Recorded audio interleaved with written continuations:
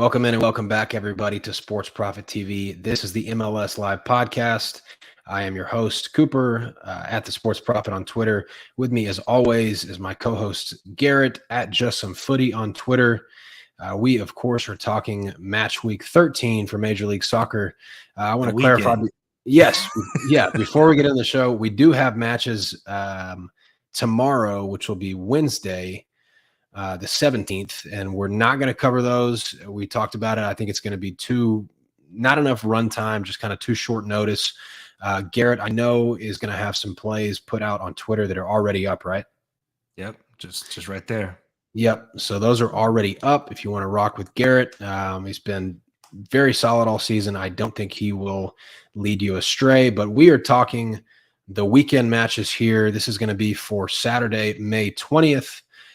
Before we get into that, let me talk briefly about BetUS, who is the show's sponsor. A lot of our odds are powered by BetUS. Right now, they're offering a 200% deposit sign-up bonus for your initial deposit. So if you want to check that out, the link to that promo will be in the description of this video. But let's get into it. Garrett, how are we doing? Good, brother. Good. How are you, man? Doing okay. Just had a nice steak dinner for birthday, so enjoyed that and excited to get into it. That's right. Happy birthday.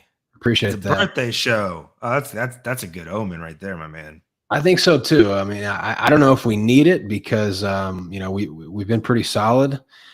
Gabriel Quintero tuning in. Welcome to the show, sir.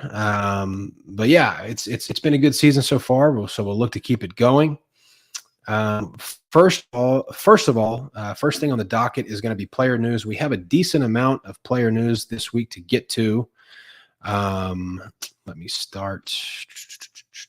Go to my banners here. So right off the bat, we want to talk about this, and this is a big deal. This is a Major League Soccer show, but obviously we're Major League Soccer guys. We are also United States national team guys. That is a big part of our fandom, I guess you could say. And the big news that broke today, Balogun, who is on loan from Arsenal in League One, has just been tearing it up. There have been rumors flying around for the last, 6 months that he could potentially choose the United States as his national team. And it happened today. So massive news for United States national team. I mean, this on the surface, it looks like it changes everything, right? Yeah, I mean, like I think a quality 9 was what that team was missing most, and now you can run out a possible World Cup lineup in 26 of Balogun up top with Pulisic, Reyna at the 10, and Timothy Way on either side. That's just fun, man. Like, yep. That's just fun to watch. So this just adds on. US was already entering its golden age of soccer from a talent standpoint for the national team. This just adds to it.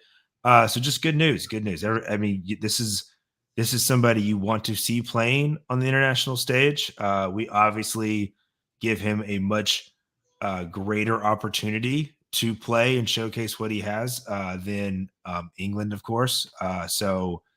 I'm very excited about this. This broke early this morning. Yeah, and if you happen to be part of the Twitter recruitment, I guess you could say, pat yourself on the back, because there was a huge push when it became a possibility. It was announced on Twitter, Balogun may choose United States. He's a clear upgrade as a striker for our United States national team. Everybody kind of banded together. Everybody was tagging him. We had a bunch of, I think he took like a vacation photo, and people like put the pieces together. They noticed like a palm tree and like the name of a bar, and they were like, hey, he's in Orlando.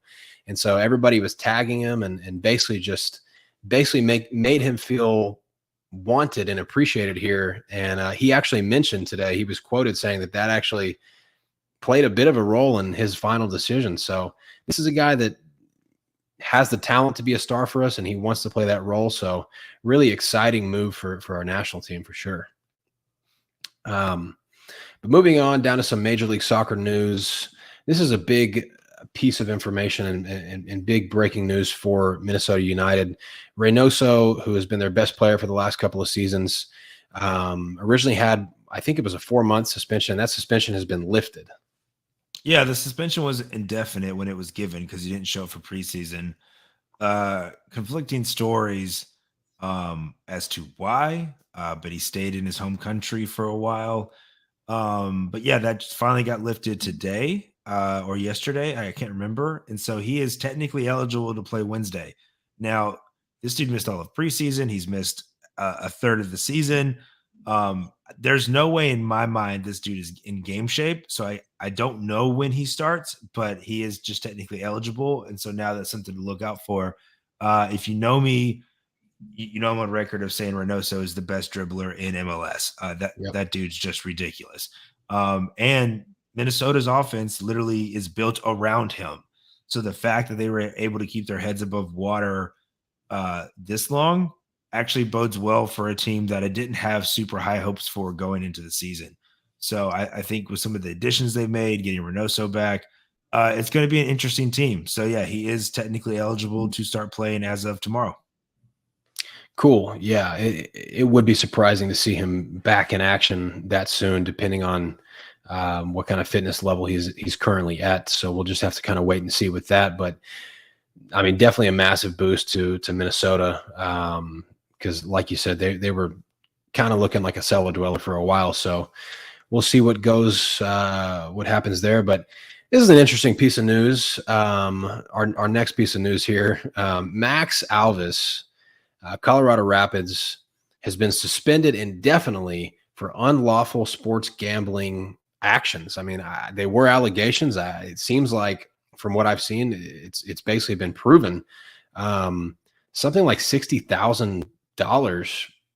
Well, that's 60,000 in Brazil currency. It was $12,000 for USD. So yeah. Basically, the allegation here is that he was paid $12,000 to get a yellow card in their game versus the Galaxy last season. He came onto the pitch and a minute and a half later got that yellow card. So he came in as a sub and then a minute and a half later got the yellow card. He kicked somebody in the head. Chicharito. Yeah. This is it's interesting because this is just a very complex story. Like if you really dive into it, it goes back all the way to Brazil. There's multiple players involved, including another former MLS player who's now playing in the second division in Brazil. So this is a whole little conspiracy ring, but this kills Colorado. Max was making huge strides this season. He looked like he was really leveling up as a player. They brought him in as a young Brazilian. They really wanted him to thrive. And so far this season, he was looking like he was turning into that guy they needed him to be there in the midfield. And I mean, like, if you're found guilty of this, like FIFA can ban you, and then you're not playing anywhere. Like, so yeah, this has some long lasting implications with it. And it's just, it's funny when our worlds collide like this. So. Yeah, definitely. That's a good way to put it. Not the way that we would like to see our worlds colliding because it's not good for the sport, but pretty wild. I just, I wish that situation the best, and I hope, maybe there was some way to prove it was a misunderstanding if that's what happened. You just hate to see anybody lose their career over something like this. Obviously, if it's true, imagine giving up a professional soccer career for $12,000. Like that's at the end of the day what it boils down to. Yeah, no bueno for sure. But yikes. Well, more positive piece of news here. NYCFC, their new stadium was announced a while back, and we don't have renderings to show you, but they have posted some renderings on Twitter. I think it's going to be in Queens, same part of town as where the Mets are located. So you saw the renderings. I don't know if you retweeted them or anything, did you? No, not yet. I'll do it after the show. The renderings are pretty dope. It's just like it looks like it's just dropped in the middle of Queens. And it's just cool. Like anytime you get soccer specific stadiums, which the MLS is going to and making teams get, um, it's just a different vibe if you've been to a Right. soccer specific stadium in the US as opposed to, where they normally play, which is Yankee Stadium. Sometimes they play at where the Mets play. In fact, they had 5 different home game locations last season. So because they had to bat around all the baseball schedules and whatnot. Right. Um, they even have had a couple of home games at the Red Bull Stadium in Jersey. So it's just interesting. It's good that they're finally getting their own stadium. There's no longer going to be this little tiny banner up in the corner of Yankee Stadium showing their championship. So good for NYCFC, good for their fans, and good for the league. Yeah, I think it's a big deal. Like you said, the Red Bulls actually play in Jersey, so it'll be a big deal to have a legit soccer specific stadium actually, in the New York City area. That's going to be awesome. But um, we also real quick are going to run down the top 5 highest payrolls in Major League Soccer. We have some players as well that we can kind of associate with these, but um, this is the list that came out recently. Toronto. This was today. So Toronto tops this list at almost 26 million as far as their salary hit. LA Galaxy 23.5, Atlanta United 21.3, DC United 20 million, and Austin at 19.9 million. I just want to say right off the bat, my main takeaway looking at this list is these are not good teams. And that's very interesting that teams have gone out and paid for the likes of Insigne and big expensive players. And I'm shocked to see Austin on this list. I'm an Austin fan. I don't know Oh where no, this man. money's Y'all paid out the nose for some guys. like Rajoni. Like Yeah. how much do they pay for Rajoni? Yeah, But no, it's this what surprised me here was DC United. I didn't know DC United's payroll was that high. Obviously, Wayne's been spending some money, but I think DC's on the come up too. So I'm okay right. with it. Benteke is a big part of this. Like he was a recent addition from midway through last season. So yeah, he eats a chunk out of that. It's though the black eye is Toronto, the most expensive payroll. Right. In fact, I'm pretty sure they definitely have the most expensive wings in Insigne and Bernadeschi if you go by position. But then the most expensive payroll and looking like dead last right now. Like that is a tough look. Yeah, that is a black eye, like you said, for sure. But Austin, pretty big black eye too. Looking pretty garbo as well.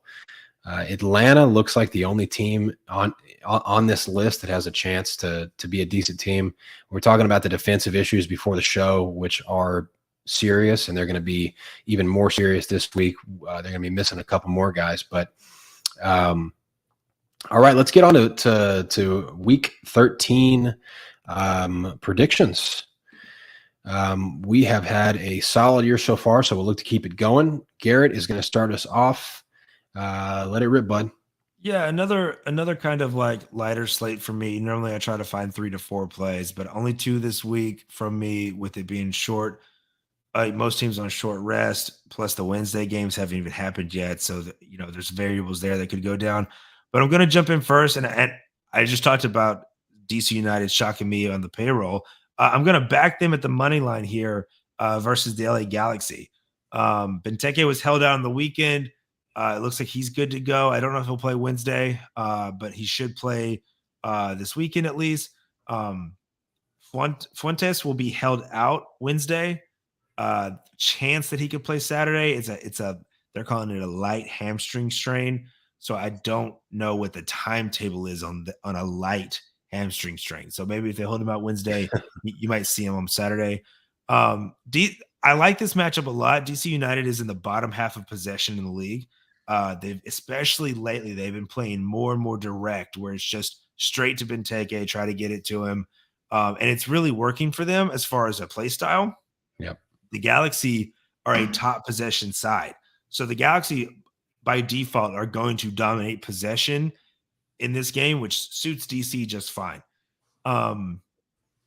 The Galaxy are also entering a tough run here. They've got, I think it's 5 games in 15 days, starting from the 17th to the 31st. And this game comes right before a Tuesday Cup game with LAFC. So we get El Trafico in the US Cup. That's a game that Galaxy are not going to rotate for. They're going to put a strong lineup out when facing LAFC in the round of 16, I believe. And so this is just your stereotypical look ahead spot where Yep. I've got DC at home, Galaxy traveling west to East Coast, and then having to play LAFC 3 days later. So at plus money, this is just a really opportunistic spot for DC United. When you look at the play style, when you look at the travel, the look ahead, all that. The stats aren't really great when you're looking at expected goals for and against. At home, DC United's averaging 1.25 expected goals a game while giving up 1.23 expected goals against. Galaxy's defense is a little worse on the road with a 1.34 expected goals against, and their offense just has not been great on the road, only 1.15. And Vanny's already said he's not running two forwards anymore. He's going back to the one forward. He says that's who we are. That's how we're going to play. And Mhm. so, yeah, I think it all lines up here for a nice price on DC United given the situation. Yeah, I like the price here. I think I don't have a ton to say about this one because I was really this is one that I was curious about your breakdown on, and I think the biggest edge here, and I don't want to harp on it too much because I don't want to talk in circles and say the same thing over and over. But I think the biggest thing here, the biggest edge as far as a handicap is concerned, is the LA Galaxy look ahead spot with El Trafico US Open Cup.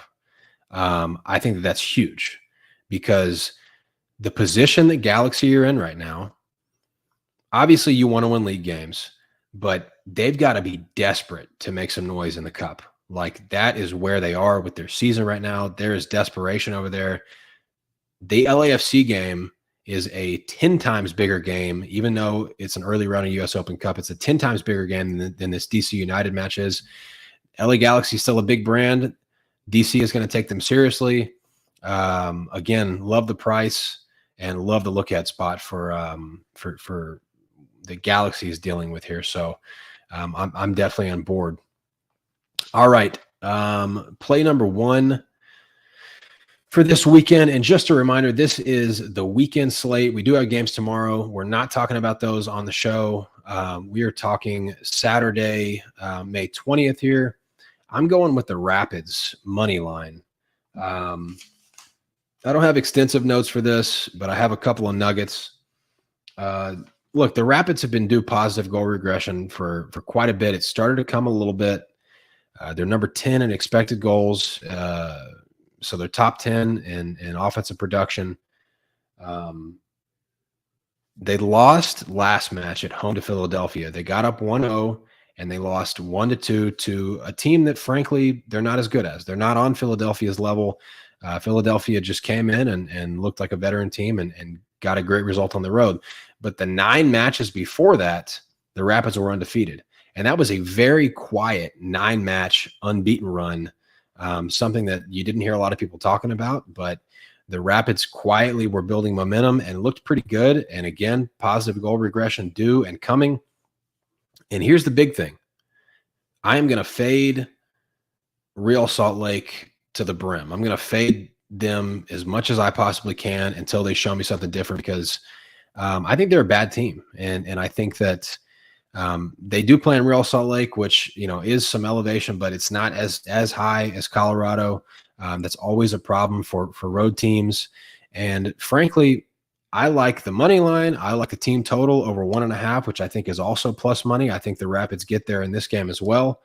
But I'm going to play the money line because they're pretty stout at home defensively over 90 minutes. I like the way that they play at home. And again, the big thing here is I'm going to fade RSL and I'm going to back a team that I think is good enough at home and is improving and playing well. No, I like this spot. Rapids at home have been just a historically good play. They just have an advantage there. I think the elevation advantage isn't as strong with Real Salt Lake. They do play in the Right. second highest elevation in the league, But Real Salt Lake just isn't. They're not a good traveling. I don't think they're a great club right now. They failed to score in 60% of their away games this season. And Colorado, if anything, they are due goals. Right. They have definitely created quality chances, and you're going to see some positive regression there. I have a play for them on Wednesday. I like immediately backing them again on the weekend where they're comfortable at home. So yeah, I know I like this spot. Sweet. Love it. All right, Garrett. Second play, what do you got for us? So yeah, the Hell is Real Derby. I forgot Ohio that they called Derby. it that. Yeah, Cincinnati versus Columbus. I'm taking the over 2.5. Um, I think both teams are going to rotate here on Wednesday and play strong 11s for this Saturday match. This is a big match for the clubs every year. It tends to have goals. It's not like strong like El Trafico style, but these two teams just tend to score. Zelarayan was quoted as being available this week. He was a Okay. late scratch on the weekend. I don't know if that means he'll play Wednesday. It's kind of hard for me to see. Maybe he's on the bench and gets a little bit of run. But he should be, if everything stays the course, should be available on Saturday. That's big. Acosta made the bench for the Cincy on the weekend. So as long as that, again, everything stays the course, you should see Acosta. I don't know if we'll see Brenner. That foot injury seems to be a little more serious than they were letting on. So I don't know when he'll pop back up, but these two teams can score. Cincy is both teams are, I think, top 8 in expected goals. I really like what the Crew are doing this year. And it's not going to necessarily feel like a road game here. I mean, they're not even leaving the state. I like Cincy at home and what they do. Their offense is their expected goals at home is a 1.5. That's super healthy. And Crew's defense is a little sketch on the road at expected goals against at a 1.31. However, the Crew probably I think the Crew score here. I think both teams to score definitely hits to hit this over help. But just in case since he explodes here, or I don't know, man. I mean, the Crew are good. I like what Nancy's doing there. I'm just taking just the over 2.5. It's very playable. I'm not going to add both teams to score to this and add any kind of variance, although I'm comfortable with both teams to score. So just give me 3 goals in a match where we usually like seeing goals. And I think the situation lines up to where I don't have to sweat the lineups this weekend. Yeah, I think it's looking good for lineups. You would think that if Zelleron's dealing with a little something, you would prefer to hold him and have him healthy for a game like this, right? Well, they said available this week. They didn't say available Wednesday. Like they're very particular in how they worded it. So I don't know if they'll give him any run Wednesday or not. That's rotation in this game, and it is one reason why I'm on the Columbus Crew under 3 for Wednesday versus the Galaxy. I think they rotate for this game here.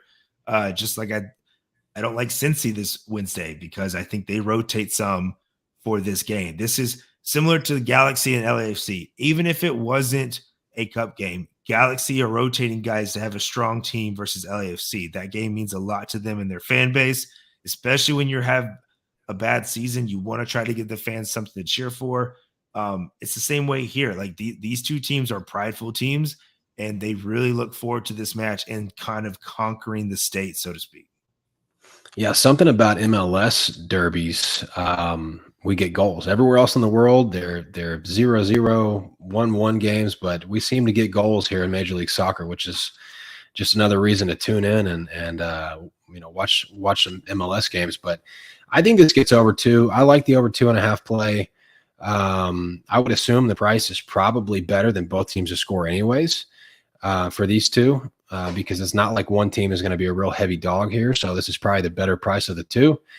And Wilfred Nancy, we saw it last year with Montreal, particularly when they were on the road. You could pretty much count on them to contribute, but you could pretty much also count on them to concede some goals as well. Just the way that they play, they stretch the pitch. They try to flip the field on you and get numbers on you, 2-on-1s, 3-on-2s, stuff like that. Really like the way that they play and approach the game. Even better if everybody's healthy. Cincinnati at home has great expected goal numbers at home and has good goal scoring numbers at home. So, yeah, I like this play as well. Should be good to get over this 2.5 number, and could be a game that really goes nuts, to be honest. So that'll be a fun one to watch. All righty, my last pick for this weekend. I'm also going for goals here. Going with the Vancouver Whitecaps and the Seattle Sounders, late West Coast game. I'm also going to take the over 2.5 goals. And this one, the numbers back it up. Expected goals for both squads. Vancouver has been a little bit finicky this year for us for whatever reason. They've been in good spots and haven't come through. So they haven't met quite our expectations. They're obviously a good team. I'm comfortable with Vancouver being at home here. I think that that's where they play their best. That's where they create the most. The issues that we have had this season primarily have been when Vancouver's on the road. And it just kind of, things just get a little weird. They get a little tighter. They let it rip at home. So I have no concerns there. And Seattle, my biggest concerns was health of the roster here. Leo Chu is going to be back. Roldan is questionable, so there's a good chance that he at least contributes here. And like you said, if Chu is available, that means Jordan Morris is up top, which is where these guys, with Jordan Morris up top and Chu out wide, this team has just been on another level as far as scoring goals this season. So I like the way that they match up. I think that this game could be a lot of fun. Yeah, the numbers are there for sure. Vancouver has just been like a boogie team for me, man. I just can't seem to get them right when they're going to hit and we're going to find goals. But I do like this here. It's not a lot of travel for Seattle, which is good. I usually worry about West Coast teams when they go on the road. But the interesting spot here is again, it's that attack for Seattle. What do you do? If Leo Chu is healthy, Morris and Chu play the same role. So you can't just throw one onto the other side. If you move Morris up top, Rui Diaz doesn't play any other position. So it's a little odd. Rui Diaz is starting to chirp a little bit in the press. He clearly doesn't like being on the bench. So it's very interesting what Seattle and the coaching staff is going to have to do here. It's hard. So for some of these games, you just got to see how they line up Wednesday to get an idea of what their mindset is going into the weekend. This is one of those games where Seattle's missing Vargas, and a couple of other, I think one other young kid with the under-20 World Cup. Knew who's back. Roldan won't play Wednesday, so he's probably good to look for getting back out there on Saturday. But the Seattle's team isn't very deep after, like, if they take any midfield injuries right now, anything like that, it's not. They've got a bunch of good academy players.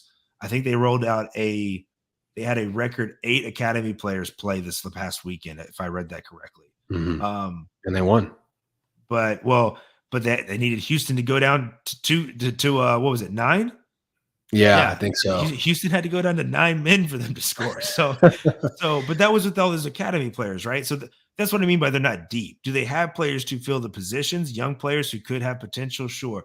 But they're not deep, man. Like, you're not replacing, as we saw last season, Paolo if he goes down, Rusnak if he goes down. Yeah. So it's with them not being that deep, I definitely want to see what they do Wednesday, especially when do they sub. Most of these Wednesday games, you'll have pre-designed subs either at halftime or right at the 60 minutes. Like these teams won't mess around with games coming in on the weekend. So no, I dig it. The numbers are definitely there. I'm just like, oh, Vancouver, you are my boogie team. They have been a boogie team, and that's all fair. That's a decision that we made to do this show today to give a little bit more runtime, hopefully save you guys some money on the price as well. But it's a good point. I mean, lineups tomorrow are going to be crucial in some spots.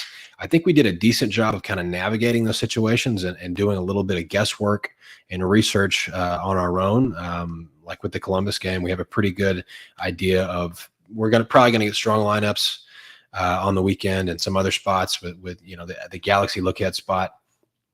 But yeah, anyway, so 4 picks. We have with a heavy heart, we have to announce that we have put the super collaboration down. We had to take them in and give them the old shot in the rear earlier today. The super collaboration is gone forever, never coming back. It's okay though. We're going to our wheels are turning. We're going to figure out something.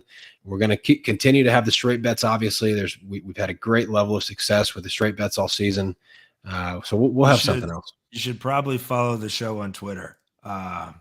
If you're not, it's going to be there in the description. So I would check that out. Yeah, it's at MLS Live Podcast on Twitter. Go follow us there, and we're going to have an update as far as some bonus content, a potential replacement for the Super Collab. RIP. I might go back to digging up an anytime goal scorer or something. Yeah, so if that happens, you definitely want to be there for that. But anyways, appreciate everybody tuning in as always. Very excited about Major League Soccer this weekend. And please hit the thumbs up. Please subscribe to the channel. And that's all I got, Garrett. No, thank you all again for tuning in. Best of luck to whatever you're on tomorrow and this weekend. And we will catch you next time. See you guys next week.